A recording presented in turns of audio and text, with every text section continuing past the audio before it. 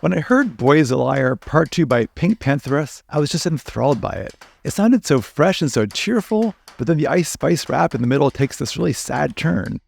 It felt like the song was always building up and always going somewhere, but never quite arriving at that place. Like an ordinary pop song, but minus a typical pop song form. And I wondered, of course, how this worked. And if there was a part 2, where was the part 1?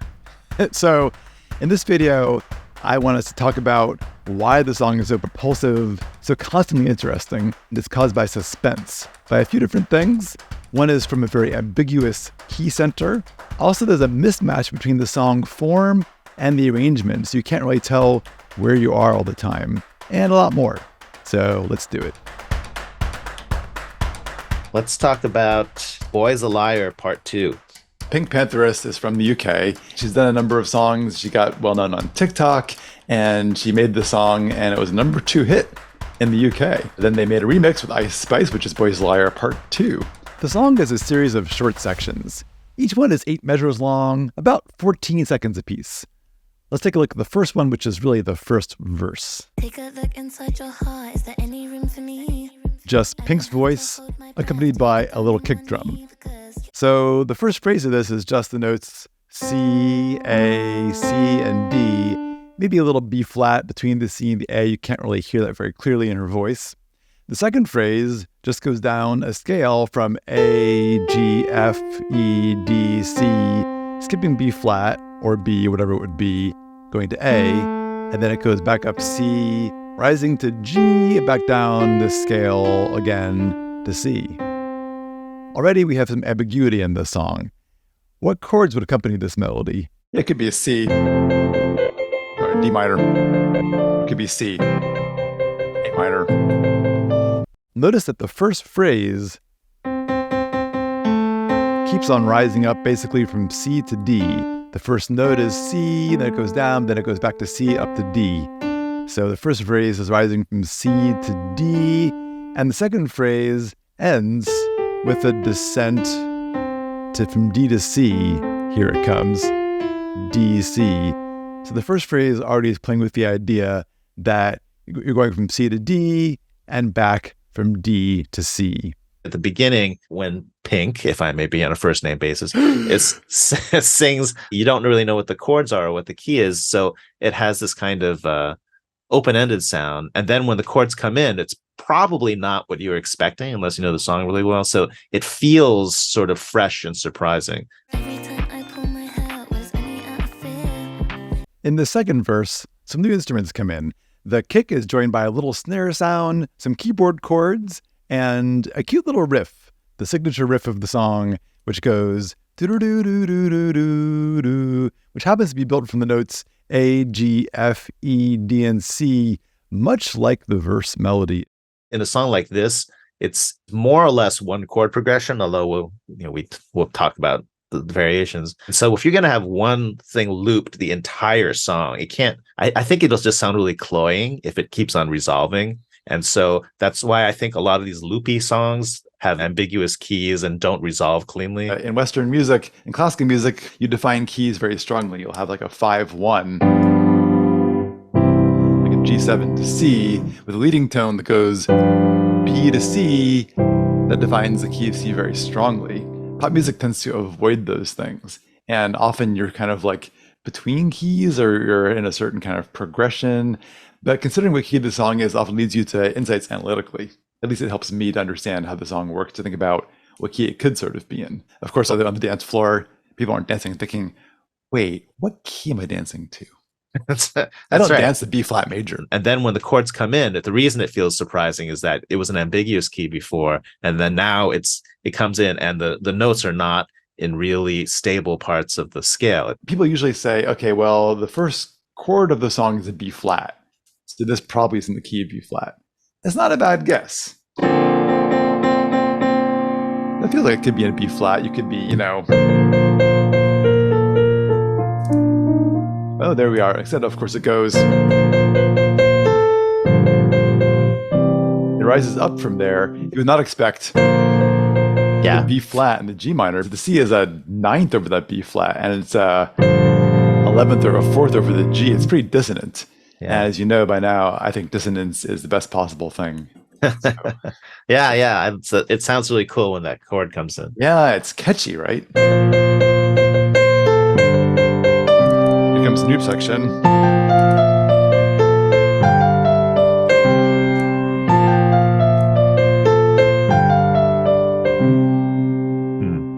Right Okay. down the scale. Every note's off the beat.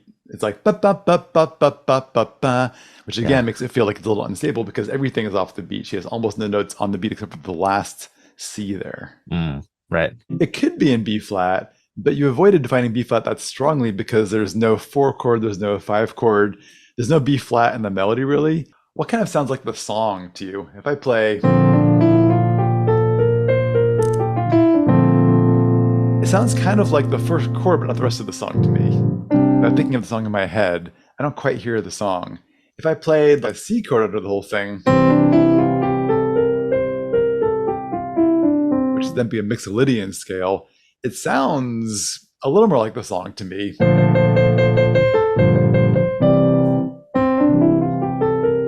Which makes kind of a vague argument for C. And notice that the first phrase has a lot of C's. It's on C almost the entire time. And then it goes to D. Second phrase goes down to C. So it's trying to play with this idea, I think, of D and C being very important notes. This is the chorus because it has the words, "The boy's a liar" in it. Okay, right. And there's a wonderful episode of Switched On Pop called Death of the Chorus. They discuss that many songs today have no chorus at all. But this song has a chorus. "The boy's a liar." You know that if it's the title of the song, then you feel like this has to be the chorus. And it's like in anime, if you hear the theme song, then you know that the hero's definitely powering up and going to have a huge fight. It seems like a lot of the grammar of these building loop songs is that each time through, it should be a little more complex and have more cool sounds in it. Whereas like in the good old verse, chorus, middle eight, verse, chorus kind of thing, you wanted that feeling of like, oh, the chorus is really good. And oh, it's gone. I really want to hear it again. Oh, it's back. Thank God. Yeah. And she and her producer don't do this. They don't bother with that. So can you play the chords and the melody of the chorus? Yeah, again, same chords as before. So here's the first part of the chorus.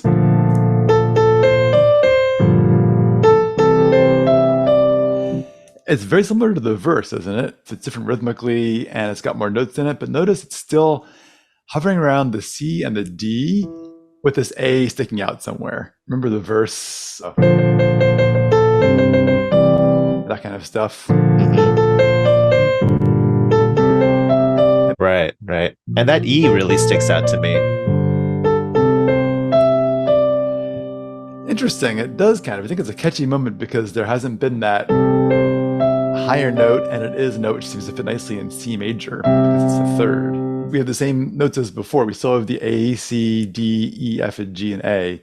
Okay. And it's much like the verse. It is a high A, there's a low A, there's a scale, and it kind of hovers still around C and D, although as you point out, there's a little bit more E going on now than there was before. Okay.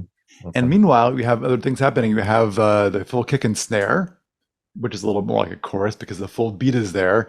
Right. And you have the repeated little... So that F drone comes in the chorus, right at the beginning, or? Exactly. Yeah, it's used in the entire chorus there. It's just there a lot. Right. It make you wonder, is this a clue to the key of the song or something else? Or why does this F sound kind of cool? Actually, there's no F chord in the song, but you can imagine if there was an F chord after B flat, G minor, and C. Wouldn't that feel nice? That's an F major? Okay. Yeah, that would. I would definitely feel home. But instead of that, we have just the F just sitting there in that part, played again and again and again and again. Right. So of course, if you actually did do this, it would sound like a whole different style of music. Got it. But there's no bass until this chorus is over.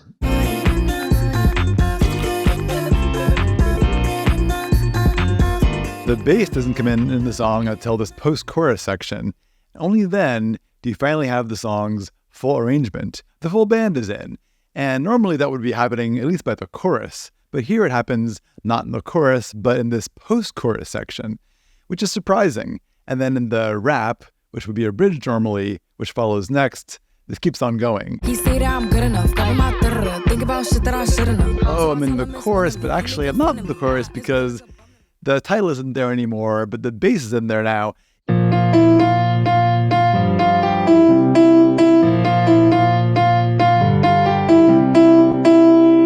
Again, everything off the beat with a couple of exceptions there. For the first time in the song, the note F is really emphasized in the melody.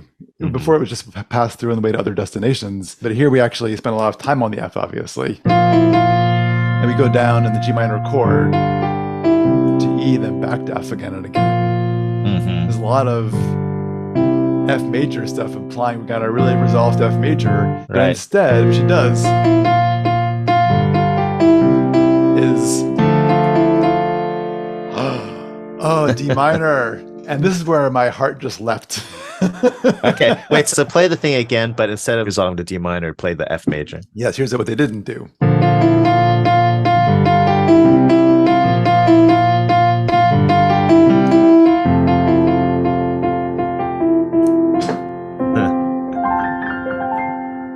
So that would be what we expect. I think this is kind of a deceptive cadence here.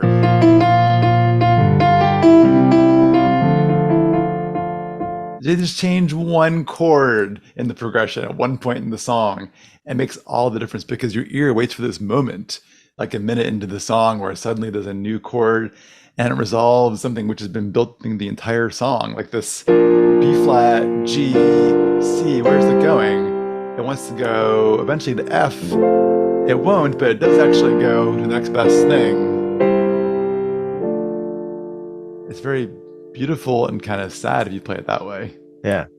So my simplistic way of trying to figure out what key a song is like, how good does it feel? Stable does it feel to go to the root chord, basically? And so, like according to this theory, I would be satisfied. Like, if the song ended there, I would think, all right, that's pretty cool. A little bit downer, but it's a little sad. This is where the song feels like it's at its biggest point, because now we have some bass finally. Now we think, okay, and the song's really going to start. It's going to really kick out, and we're going to have another big verse. Okay, so then it goes to does it go back to the verse right away? Then there's just a rap. Yeah, the verse never reappears. Okay. It's gone. I found this so interesting that I finally made a chart. I charted out the entire thing. The green stuff is all percussion of some sort, kick, snare, or sound effects. The blue stuff is all keyboards of some sort. That, is it a magenta? Is the bass? And the kind of gross looking yellowish green thing at the bottom are the moments where the song resolves to D minor. Notice that happens in the good enough sections, but also she throws that in the middle of the rap, which is part of why the rap is so sad. Instruments begin to drop out, we hit D minor, and it just feels like things are getting quieter behind Ice Spice, and also the music has taken this dark D minor turn. Traditionally, in a song that's sung, not rapped, if there's a rap section, it takes the place of what usually would have been the bridge. Usually you'd have a verse, a chorus, and then the rap section for contrast. Here in this song, everything is compressed. There's two really short verses, a really short chorus, a really short post-chorus, and then suddenly there's your rap. Only 57 seconds into the song. Now I'm curious about part one. So is it pretty much the same tune? And actually, I learned this rap is what's different between Boys a Liar Part 1 and Part 2. In Part 1, the first version of the song, Pink Pantheress sang some stuff during the section that later became the rap. So she just took this middle part of the song, took out the vocals, and let Ice Spice rap over it. The rap is so interesting that it deserves a video of its very own. So we recorded one, in fact, with my friend, hip-hop journalist Sean Sotero. For more on that section, check out that video. There's a link in the show notes. I like short songs that get to the point. Her songs are often short. They often end all of a sudden for no apparent reason. To me, it's very punk to me. This is the song where even though the chords never change, I don't care about that because they're used in such interesting ways. So to conclude, ambiguity rules. The ambiguity in this song, in the key area, in the arrangement versus the form, elevates the song from a cute little pop nugget to a work of art, something worth listening to again and again. Especially as the song gradually exposes the idea that the key might be F major, only to let you down with this deceptive cadence to a very beautiful, perhaps sad D minor. For more on Ice Spice's rapped bridge, check out the video with my conversation with hip-hop journalist Sean Zotero. And of course, don't forget to subscribe!